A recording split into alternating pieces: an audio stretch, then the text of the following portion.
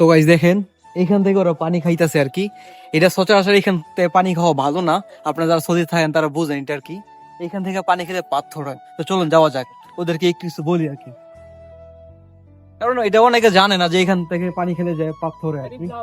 ঠিক আছে, সো এটার জন্য আর কি ওদেরকে একটু ইয়া করে দেয়। इधर आ जाइए आपने आपने जो इधर से पानी पिया ना अभी, ये सेहत के लिए बहुत खराब है पानी, पता है आपको? बहुत जबरदस्त है।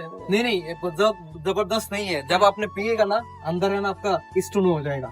आप सिर्फ सर ये क्या लिखा नहीं ये है सही है, लेकिन ये मत पियो आप, है ना, ये मत पियो पानी इधर। सिर्फ खाना बनाने के लिए इस्तेमाल पानी करो, पी लो, ठीक है। मसला नहीं है, सही है। लेकिन आप रोजाना पिएगा ना स्टोन हो जाएगा, मसला हो जाएगा, पत्थर हो जाएगा, इधर भी दर्द करेगा। खाना बना सकते हैं, मसला नहीं है।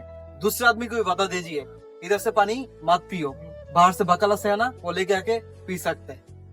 গাইস দেখছেন নি এখান থেকে প্রতিনিয়ত যারা পানি বের না, সত্যি এখানে পেট ব্যথা করে, বুক ব্যথা করে। একদিন দুদিন ঠিক আছে, কিন্তু প্রতিনিয়ত যারা খায় না এটা অনেক সমস্যা হয়।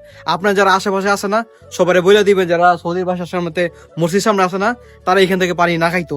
নিজে সচেতন হন আর মানুষকে সচেতন করেন।